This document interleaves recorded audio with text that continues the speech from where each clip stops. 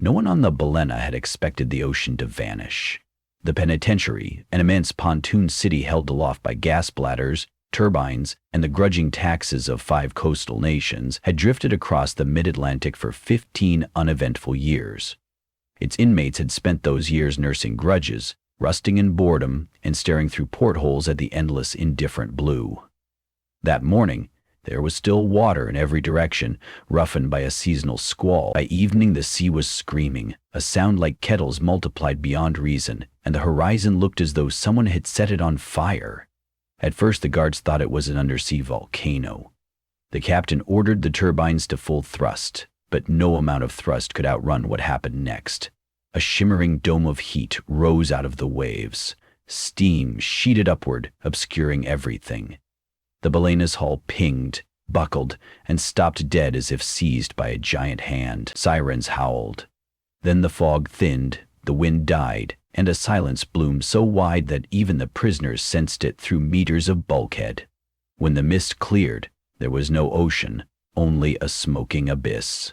The penitentiary now hovered 50 meters over a stone plain that stretched in geometric precision beyond the horizon. Deep grooves, wider than highways, traced curling shapes. Concentric circles, right-angled corridors, spiraling pits. Water hissed in the last surviving channels, draining off the stones as though the entire Atlantic had been tilted and poured away. The Balena's inmates crowded at every viewport they could reach. The most eloquent among them managed only 2 words. What now? Warden Kasike, a career bureaucrat more comfortable with spreadsheets than surprises, convened an emergency council. Engineers calculated the structural stresses of floating over superheated air. Meteorologists muttered about pressure inversions. A theologian on retainer for prison morale said nothing at all, white-knuckled around his rosary. There was, however, no getting around the single brutal fact. Fuel reserves were low, and there was no more seawater to run the turbines to salination cycle. If they could not find coolant fast, the Balena would cook like an egg in a pan. Someone suggested lowering a survey team to the stone. The warden balked, citing protocol and hazard pay. But Chief Guard Renault, whose pragmatism beat protocol every day of the week, offered a simpler answer. We have 300 expendable bodies who won't be missed if the stone melts their shoes. Thus Task Unit Black Fathom was born, 5 prisoners with the least to lose and, by coincidence, the best disciplinary records that week. I was one of them. My name, before numbers replaced it, was Yara Quinn. 10 years into a life sentence for sabotage, I had become an expert in accepting the unacceptable. So when the guard unlocked my cuff at the gondola bay and thrust a heat-shielded suit into my arms, I took it without comment. The other volunteers were a murderer, a hacker, a smuggler, and a dissident poet who specialized in bombs made from cleaning supplies. Standing in a row, we must have looked like mismatched puppets wired into the same absurd play. The gondola descended on whining cables. Hot vapor licked its armored belly. 30 meters down, we reached the labyrinth floor. It was hotter than any pavement I'd ever felt, but walkable. The steam had drained, leaving fissures that vented a breath like old ovens. Around us, the stones stretched in perfect lines, every angle true, every surface etched with sigils that glimmered as though lit from within. We clipped the radio beacon to a carved pillar and received the go-ahead. Proceed inward and locate water, coolant, or any resource useful to the Balena. A live return preferable, samples mandatory. We chose a corridor at random and stepped inside. Instantly the temperature dropped, replaced by an undercurrent of vibration I felt in my teeth. Lights, dull and red as banked coals, pulsed beneath translucent slabs of quartz embedded in the floor. As we advanced, slabs behind us darkened, and those ahead brightened, as though the labyrinth were reading our movement and lighting the way. I began mapping turns, angles, and distances in my head, habit left over from planning sabotage routes in a former life. After the 3rd switchback, I recognized a pattern. All the main corridors bent in increments of 36 degrees, a tenth of a circle, then 45 degrees, an eighth, ticks on a dial, a clock face. I kept that observation to myself. 2 hours in, we reached a chamber shaped like a gear. In its center rose an obelisk of crystal wound with metallic veins that throbbed gently, not unlike a slow heartbeat. Lining the walls were niches, each containing a stone statue of a human figure in varying garb. Hunter, farmer, sailor, soldier, child. Every culture, every era, unified by a shared expression, awe crossed with dread. The hacker Torres craned her neck at the crimson numerals incised on the obelisk. "That looks like code," she whispered through the suit's microphone. With gloved hands she traced them, and the symbol under her finger flared, replacing its abstract curve with 3 unmistakable digits, 0. Surrounding glyphs adjusted, rolling forward as though her touch had flicked a tumbler. The obelisk chimed. Behind us something heavy slammed, the corridor we'd used sealed with a slab. Light rippled across the chamber floor, sketching rings inside rings. Like orbits, an outer ring rotated, lines moving under our boots. At the far wall, another corridor unfolded, literally unfolded, stone petals peeling back to reveal darkness. I swallowed. Does that count as finding a resource? The poet Djamal shook his head, visor glinting. "We've found a mechanism," he said, tone reverent. "Mechanisms can be stopped," the murderer, Zarka, growled. "Or started." We reported the discovery. Command ordered us to push deeper. With no way back but forward, we obeyed. As we crossed into the new passage, the obelisk chimed again. This time the numerals on its face read 23, 59, and 59 seconds. The labyrinth narrowed. Its ceiling dipped until we crawled. In the cramped dark, the walls writhed with carvings that shifted when light touched them, armadas battling leviathans. Cities burning, planets aligning. At one bend, the smuggler Lou paused to touch a panel.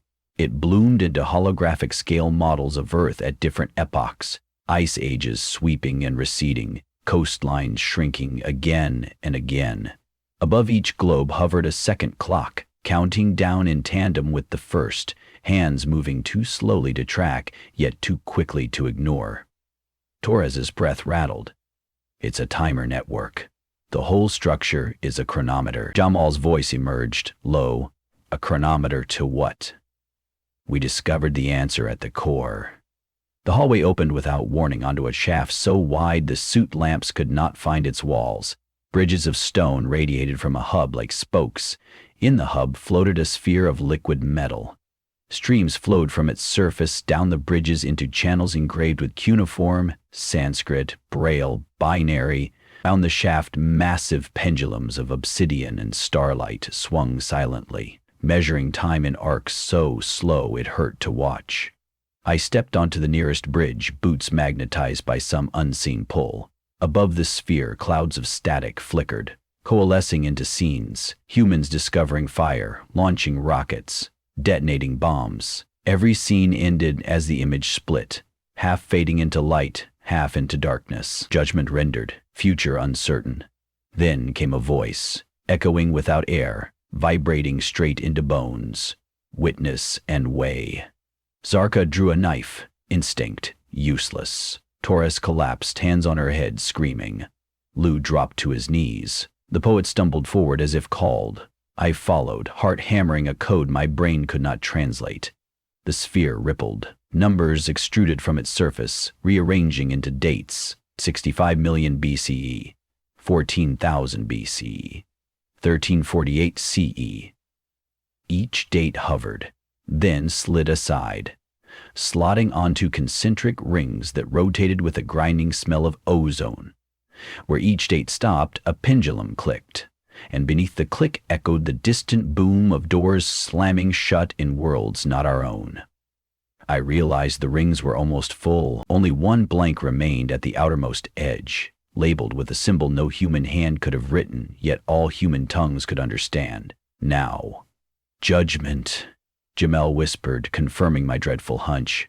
"Humanity stands at its last tick," the voice spoke again. And this time it translated itself into the memory of every mother I'd ever heard singing lullabies, into every teacher's encouragement, every tyrant's threat. Balance tips when last path walked. Choose. Choose what? I wanted to scream. but the labyrinth seemed to respond to unspoken queries. Glyphs flared across the bridge, showing possibilities. One path. Humanity endures, but the labyrinth resets, awaiting another epoch of errors. Another path. Humanity erased, replaced by whatever comes next. A third. Humanity evolves, but only if it proves willingness to carry the weight of all its past. Zarka laughed, dry as gunpowder. I know my vote. He moved toward a console of levers grown from the bridge railing. Jamal blocked him. We can't decide by violence. We decide by right, Zarka snapped. Right of the hunted to kill the hunter in return. Mankind hunted me all my life. Before they could grapple, the sphere produced holograms of us. 5 prisoners, crimes listed beneath.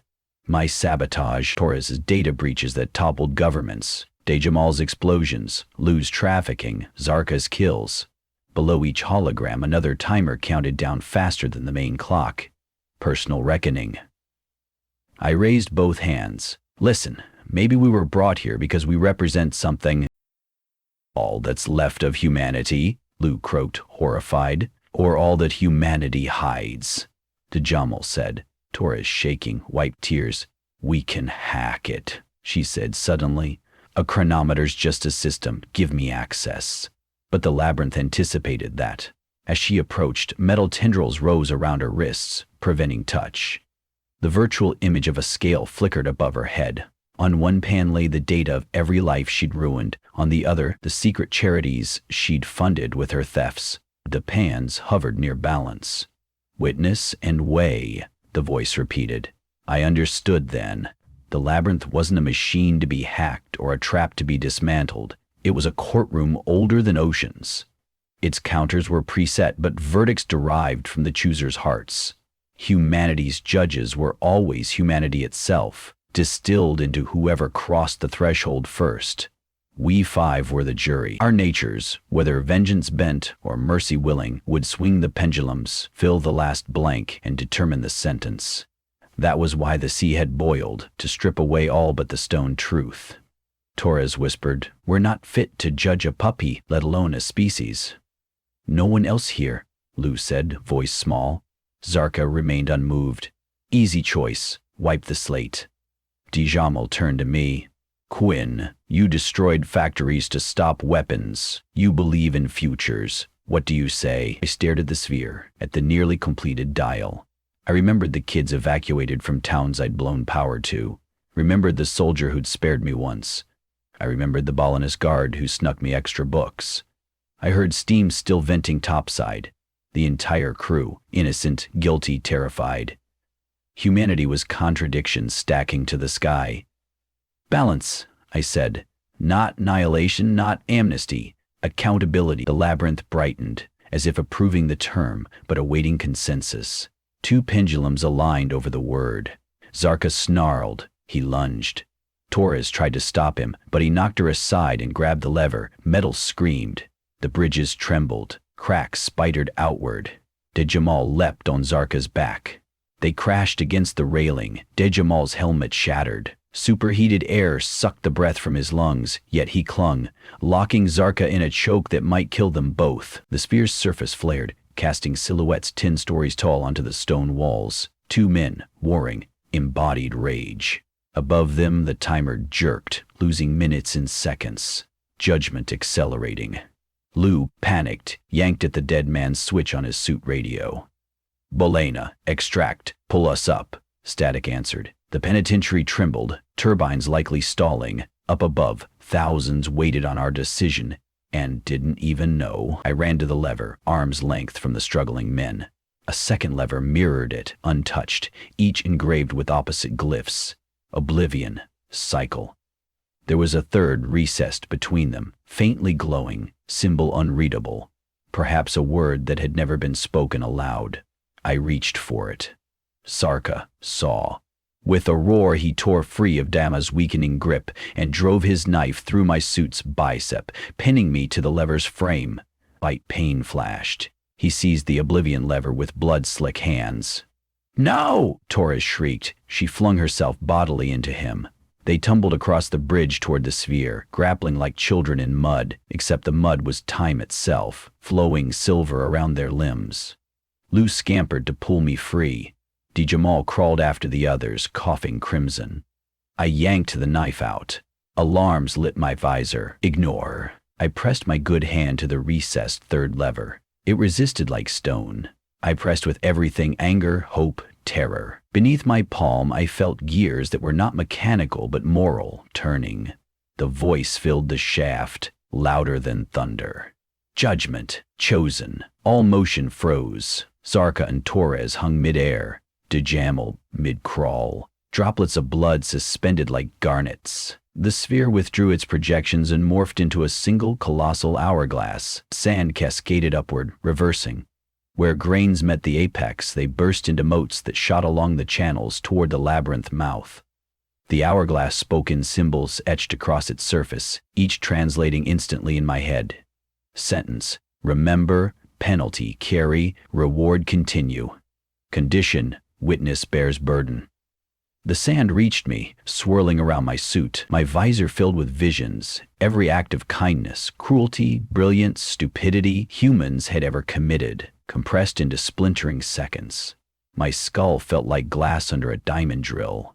Then the sand settled inside the knife wound, sealing it with light that pulsed once, twice, then sank beneath the fabric of flesh. Zarka dropped to the ground, unconscious. Torres curled into a ball, sobbing. Jamal lay on his back, breathing shallow but alive. Lou stared at me, awe widening his eyes. The pendulums realigned into perfect verticals. The blank on the outer ring filled, not with a date, but with a glyph that matched the one now burned into my arm. Time restarted. The labyrinth exhaled a cold wind that tasted of salt water. Far above we heard the roar of waves. The ocean impossibly was returning. Steam condensed into torrents that hammered the stone corridors, rushing to refill the void. We had minutes at best before drowning, yet I knew the labyrinth would keep us alive until we surfaced. The sentence required witnesses. We regrouped, half dragging Zarka, following illuminated paths that opened ahead like veins of rescue. Water chased at our heels. At the entry chamber, the obelisk showed a new display. 1:13 and 27 seconds. A reset timer, counting down to something we could only imagine. Enough time, I hoped, for humanity to choose better. The gondola waited, cables taut. We ascended through a shaft of rain until the balena's hull opened and pulled us into brightness. Crew hauled us out, babbling questions. I couldn't speak. My veins hummed with borrowed history. My eyes saw pendulums swinging behind every human heartbeat. Infirmary lights glared. Warden Cacique demanded a report. I managed one sentence before blacking out. The ocean was a mirror. We took one long look. I woke a day later to news that satellites had recorded the event. Entire Atlantic boiled, then returned. Coastal nations were panicking. Religious leaders proclaimed raptures. Physicists resigned to pursue mysticism. The balena, now a floating embassy of the unexplainable, had been tasked to recount what happened. Only I could. During the debrief, I felt the glyph under my bandages pulse, releasing fragments of memory shaped like parables. I spoke them aloud. Some listeners wept, some laughed, some refused to believe, but all were changed. Cacique asked the obvious. And the countdown? I gave the only honest answer. A second chance, no more. Torres volunteered to head a data trust that would preserve our testimony. Zarka began composing an epic of contrition, donating every royalty to the families of his victims. Lou offered to captain relief ships for the coastline scalded by the vanished waters. Zarka remained silent, the corners of his eyes wet when he thought no one looked, perhaps for the first time feeling the weight of lives behind the numbers he'd once tallied in darkness. As for me, the sand inside my arms stirred whenever anyone lied within earshot. Their falsehoods turned to bitter chill on my tongue. I understood that was the burden, to serve as living conscience, to remind, to remember, until the clock struck again. Perhaps in an hour, perhaps in an aeon, humanity would face that corridor once more. When it did, I hoped it would send not its worst, but its wisest. Yet I suspected the labyrinth knew better. It would always summon those most human, because only those who had walked through shadow could choose the light. Night fell over the Atlantic, restored and restless. From the deck I watched starlight spark across gentle swells, each wave a pendulum in miniature, swinging toward futures unwritten. Behind me, the Balena's floodlights etched long shadows that converged at my feet like hands, asking for judgment I could no longer give. Ahead, the horizon shivered with dawn. The clock was ticking, but so were we.